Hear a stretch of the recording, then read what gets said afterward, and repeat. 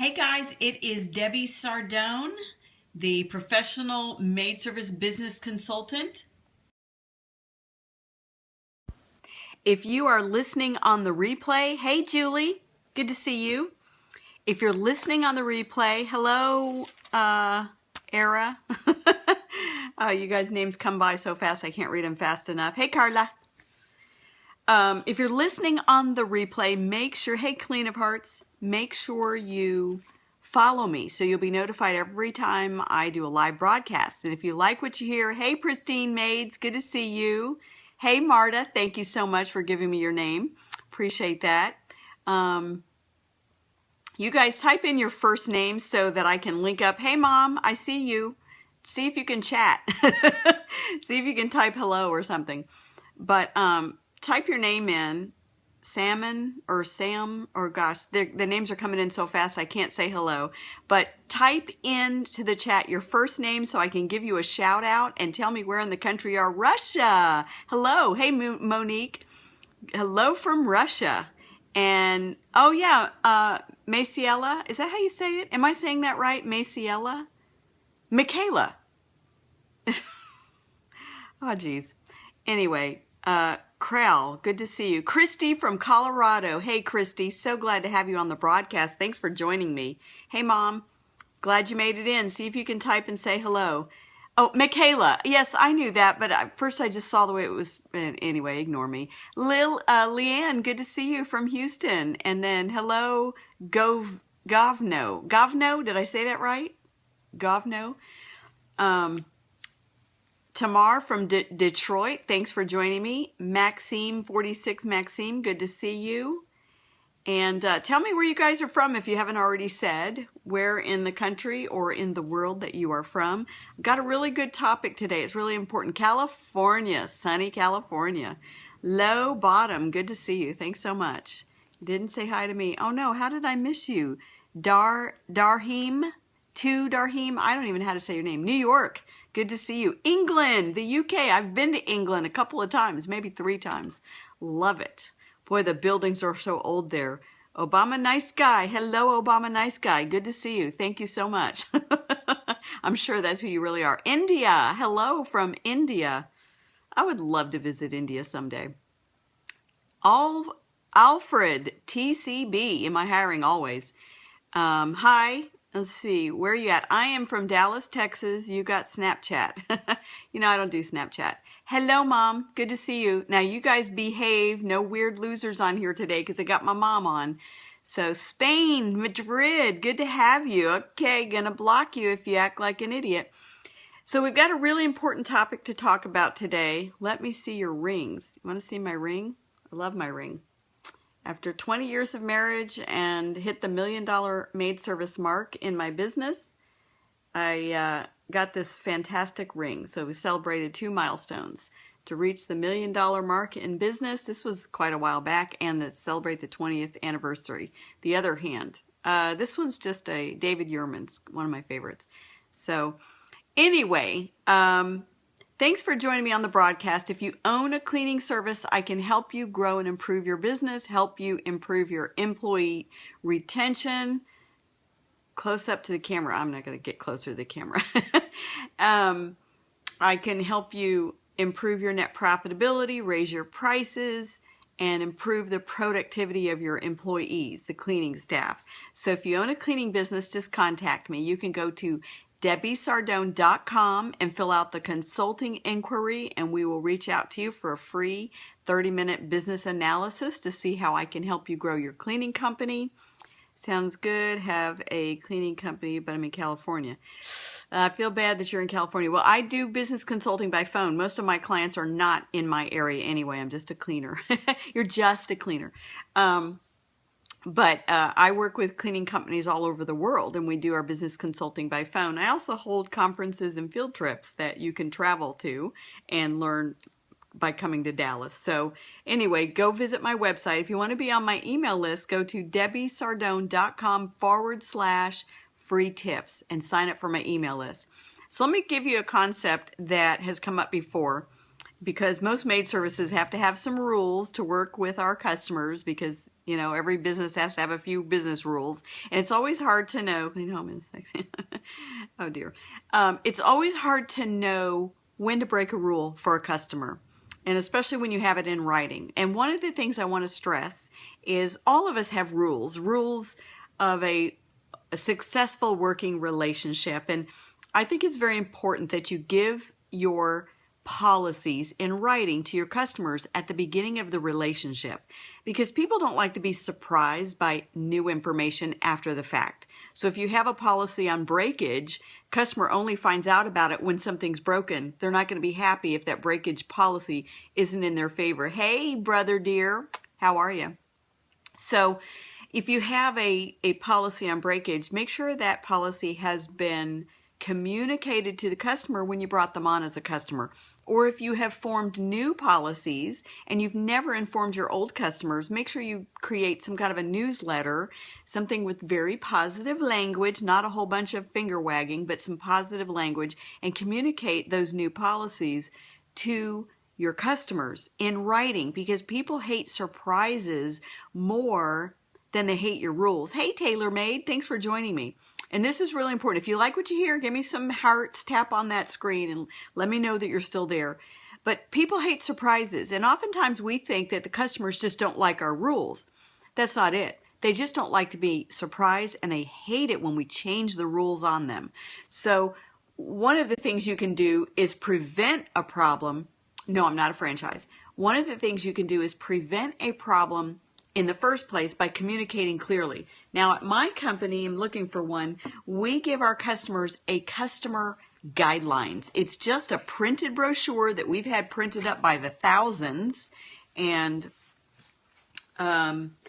we make sure they have in writing. I'm looking here for a customer brochure. Here it is.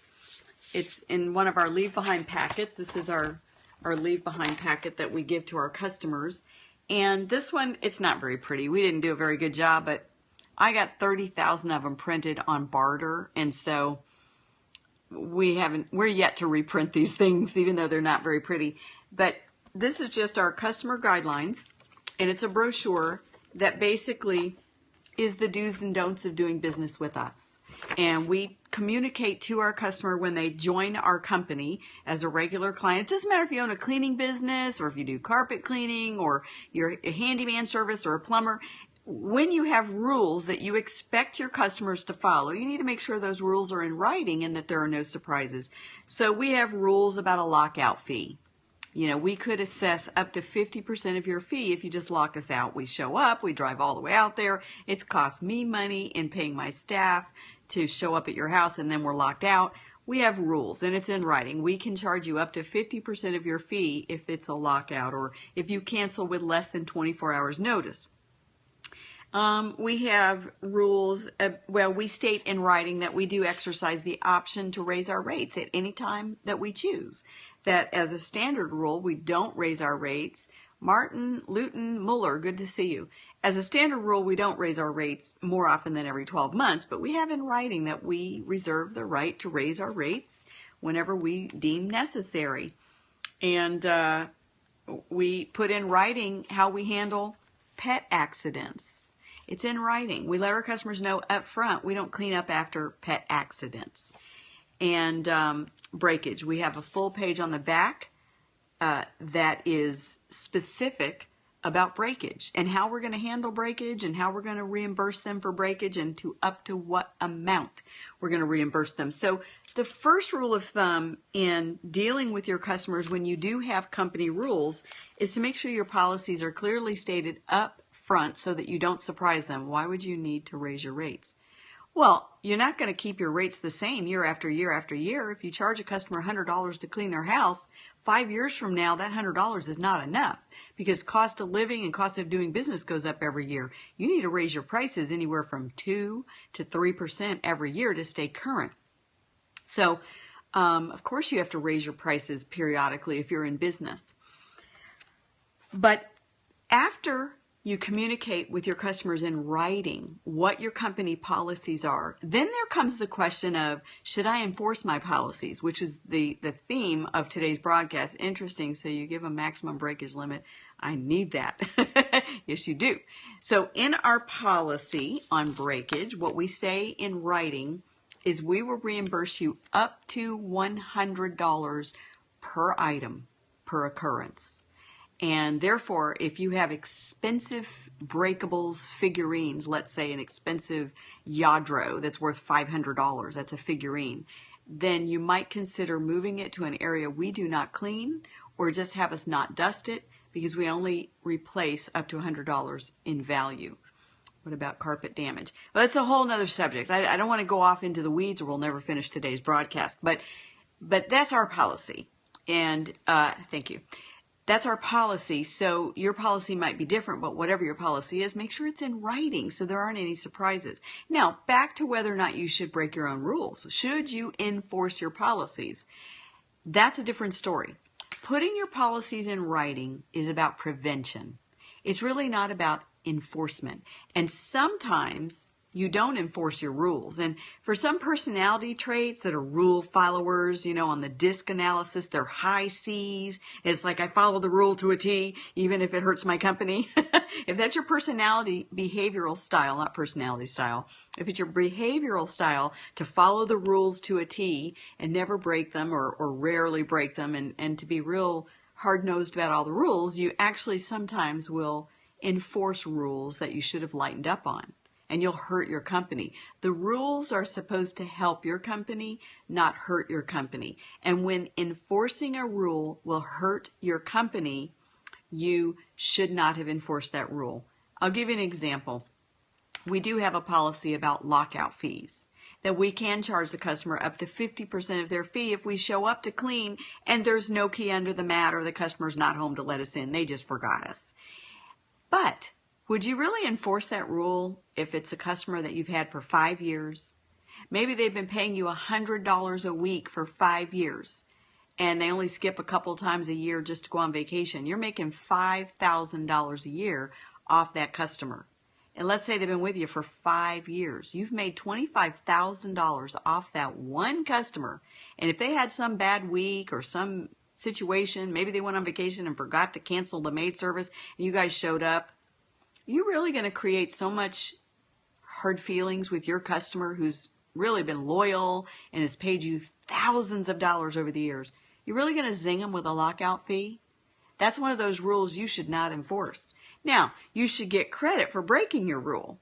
So you don't just not say anything. You can simply say, you know what, we normally charge a lockout fee, but you guys are wonderful customers. You've been with us for a long time, and we really value your business. We're going to waive that fee for you. In other words, make sure you get credit for it. If you don't even mention it, they don't even know you've done a nice deed. If you're like, oh, okay, no problem. Yeah, I'm sorry you forgot. You know, if you don't even mention it, you don't get credit for being so wonderful. And that's what you are, is you're being wonderful when you analyze the situation instead of just enforce the rule. So one of the things that I wrote down, let me find my notes here, is when you deal with customers, you deal with the customer, not the problem. And I apply this same concept with employees, because sometimes you have to ask yourself, should I enforce this rule with my employee?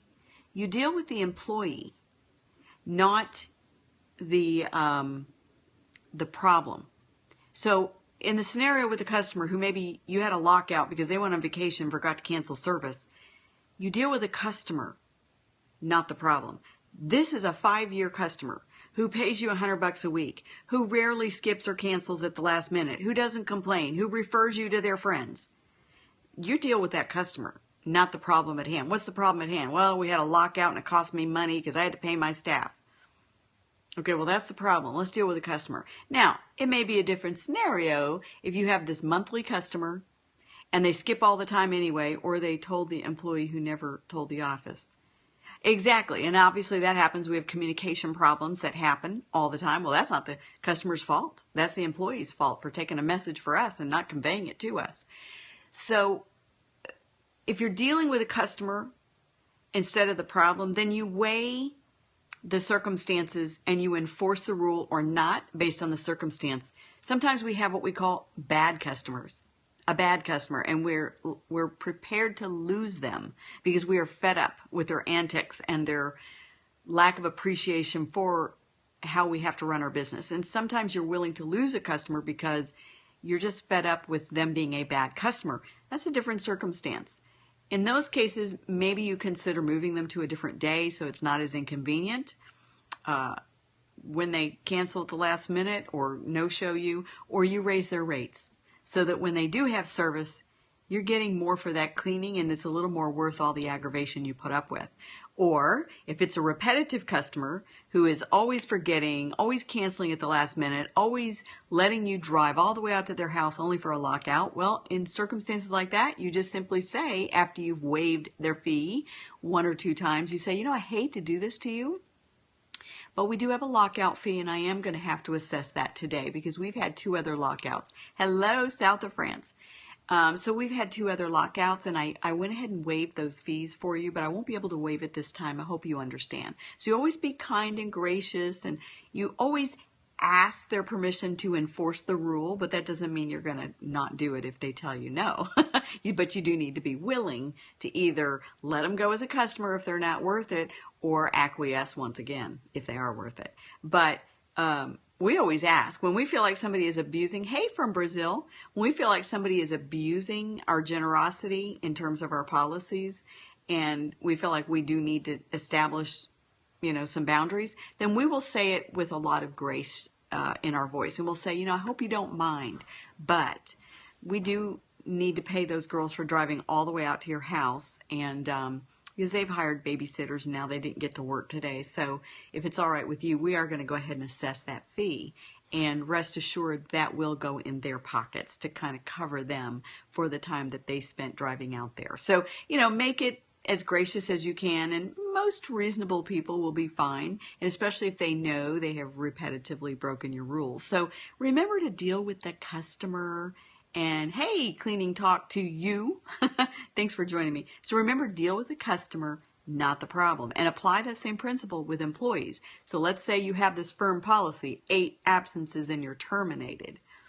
Deal with the employee and not the problem. If you're dealing with an employee that's been with you 3 years and never exceeds your absent policy ever, they're just amazing. Maybe 4 or 5 times absent a year at the most, and now they've had a bad year. Maybe they're going through a divorce. Maybe their child has been diagnosed with something and, you know, he's having lots of ear infections and she's had to miss more work than normal. That might be an instance where you create a little bit of extra a little giving to that employee because you're dealing with the employee. And I'm not saying you don't enforce your rules overall because you'll have chaos in your company if you don't. But if you do have an unusual circumstance and you realize that this problem does not characterize this employee at all, then sometimes you deal with the employee instead of the problem. And you make adjustments and you don't necessarily enforce a rule for an employee or a customer. And then when there is a problem, make sure you empathize with your customer and don't make excuses. This is a huge problem with cleaning business owners, especially when we feel like the customer is being unreasonable. Maybe because cleaning is so subjective and it's very emotional. When people spend $200 to have their house cleaned, they're all upset. When they feel like, wow, the shower isn't very clean, there's still mold and mildew and soap scum on the shower walls, and they're frustrated. Hello, Joseph the medic. And they're frustrated because you know, it looks like there's still some dog hair in the corners of the floor and there's still some spots on the mirror. But maybe the truth is your staff stayed way over. The house was much dirtier than she described, or the house wasn't picked up and she said it would be, and they spent an hour trying to pick up before they could ever clean. Whatever. There could be a really good and valid reason for why there were problems on the job. But what customers don't want to hear are excuses. It doesn't matter if you have valid reasons for the problem. Keep your excuses to yourself. Empathize. I mean, you're going to go and fix it anyway, right? You have a 100% money back guarantee. You have a policy of let us come and re-clean if you're not satisfied, right? You're going out to re-clean anyway. Don't make excuses for your staff. Don't sit there and say, well, you know, the house really was in a lot worse condition than what you described, and we did give you an extra 2 free hours of cleaning that we didn't charge you for because we had to. Don't go down that path of excuses. If they're dissatisfied, they feel like you didn't clean the shower, you didn't clean the mirror, you didn't dust the table, the best answer you can give is empathize. You know what? I feel so bad that you were disappointed with yesterday's cleaning. You're not saying, I'm sorry we did a bad job. You're just saying, I feel so bad you were disappointed. I've got somebody I can send out in the next couple of hours to go and fix those areas for you.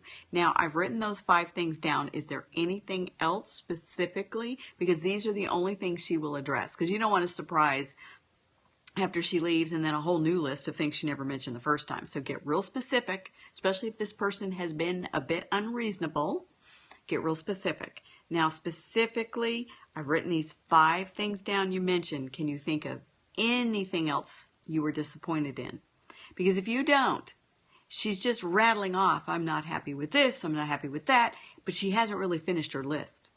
So you want to get the very specific list on the phone and then make an appointment to re-clean ASAP. So empathize, don't make excuses. Don't try to tell her how hard her house was or how much free time you ended up giving her that she didn't pay for. It's just not worth it. Because remember, customers vote for your company every time they write a check or let you charge their credit card. They're voting for your company. Either they're voting, yes, you're elected. Hey, how are you?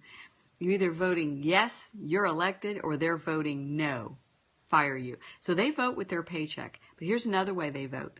If your customer is happy, if they think everything is great, you're lucky if they tell 3 people if they're happy. But if they're not happy, they're going to tell 10. 10 people are going to hear how bad your service was or how uncooperative you are when there was a problem or how you didn't even offer to re-clean. They will tell 10 people. Gosh. So remember that. They have a lot of power. It's more important that you win than for you to be right. And you don't win by guaranteeing the customer is wrong and you're right. You don't win. You lose. You can be right, but you can lose that battle. So you don't win by being right. You win by letting the customer be right, give them what they want, make them happy, because if they're happy, they may tell 2 or 3 people. If they're mad, they will tell 10. And if they're irate, they are demanding something and you're like, absolutely not. This did not go the way it was supposed to, and I'm not giving you this, or I'm not giving you a refund. If you make them irate, they're liable to tell 25, 50 people, jump out on social media, blast you to smithereens, and hurt your ratings online. Now you need to think about the cost of being right. Well, I was right and I stood my ground. Well, what does that cost you? If 3 people who were visiting your reviews were interested in your service, but they read your nasty reviews, that is very true, and I've had that happen. We've all had that happen. It's very frustrating and it's very painful when you get a nasty review that's not fair. But think about it. If 3 prospective customers would have hired your service, but they read that nasty review and they saw maybe your nasty response back, well, we tried to deal with you and you were unreasonable, blah, blah, blah. You do a nasty response back. If 3 people read that, or 1 person, 1 customer, if 1 customer chose to move on and go hire your competitor because they didn't like what they just read online, that 1 customer on average to our company is worth $3,000 a year. If they were a recurring customer that chose somebody else because they didn't like that review, $3,000 a year is what they're worth. What if they lasted 3 years? That's a $9,000 customer that you wouldn't give them back their measly $250 because they were rude and they were wrong. It's not worth being right, because in the end, if you make them irate, they will tear you to shreds. So remember, customers vote for your service with their pocketbook. 96% of people will go away quietly when they're not happy, and they'll never tell you why they weren't happy, because most people aren't confrontational and they don't want to tell you, you people really stunk. They won't tell you how dissatisfied they were. They'll just go away quietly. Now, they'll tell their neighbor, oh, don't use them, they're not very good, but you won't know about it. So dig. Try to make sure your customers are happy. with your service and make sure you've done everything you can to correct the situation. Hey, Ginger, make sure you've done everything you can to correct the situation when a customer has been disappointed. Don't take the pass. This is a bad habit that in our industry we are very guilty of, is taking a pass. When a customer says, well, everything was okay, there were a few things, but overall it was fine. And you don't try to get to the bottom of it because you're already thinking, well, I'm shorthanded. I hope she doesn't make us come out and re-clean. If you take that pass, you're making a mistake. Instead, you need to read those cues and say, you know what? It doesn't sound like you were thrilled. Is there some specific areas that you could let me know that really could have been done better? Well, since you asked, and then they'll give you that list, and then you need to immediately offer, how about we come out and fix that for you? You paid for it. We'd love the chance to come out and fix that for you. Don't feel bad about that. We're happy to do it. Most people don't take it that far. They're just hoping the customer doesn't expect them to go out and re-clean because they don't want to. That's a mistake because the impression has already been made. How are you going to recover from it, or how are you going to leave it there? So sometimes enforcing your rules hurts your company. Sometimes winning the argument, or most of the time winning the argument, makes you the loser. And I would say all of the time, if you can do whatever you can to satisfy the customer, even after you've blown it. In their mind, maybe you know you didn't blow it, but they think you blew it. If you can recover from blowing it in their mind, then you could have a customer for life and a referral for life. So it's how you recover from the mistakes, not whether or not you'll make mistakes, because we're all going to make mistakes in this industry. It's very subjective and it's very hard. And everybody's expectations are different. And everybody's standards are different. So we're all going to blow it from time to time. It's how you recover when you blow it. So customer service, following your policies, enforcing your policies, when to break the rule, when to not break the rules. It's all about leaving a good taste in that customer's mouth. It is all about making sure that customer finishes the cleaning or ends that relationship on a positive note to where they would be willing to use you again and they'd be willing to refer your company over and over again. So I hope that helps. A great book for customer service. You know I love books. I'm always recommending them. Is by Jeffrey Gitomer, and it is Customer Satisfaction is Worthless. Love this book. Customer satisfaction is worthless. Customer loyalty is priceless. And that's what we want, right? We don't want customer satisfaction. We want loyalty. And if they're just satisfied, they just might move on the next time they need their house cleaned and hire the next company that has a $10 coupon or a coupon that's bigger than yours if they're just satisfied. But they'll be loyal if you handle the circumstance right. Doesn't mean if you cleaned right. Doesn't mean if everything was perfect. It just means you handled it right. So good luck. If you own a cleaning business, visit DebbieSardone.com and sign up for my email list. I'm going to be holding a field trip in June. I've got 3 more openings left if you want to join me. And I will be probably holding a speed cleaning conference in September here in Dallas, Texas. A 2-day conference to teach you how to create a fantastic training program in your company. So go to DebbieSardone.com/free tips and sign up for my email list. And if you need consulting, simply go to DebbieSardone.com and click on the consulting tab, and I'll be happy, and fill out the inquiry, and I'll be happy to talk with you by phone. Thanks, everybody. See ya. Bye, Julie. I see you just joined me again. So if you haven't heard the whole broadcast, listen to the replay. Thanks. Have a great night.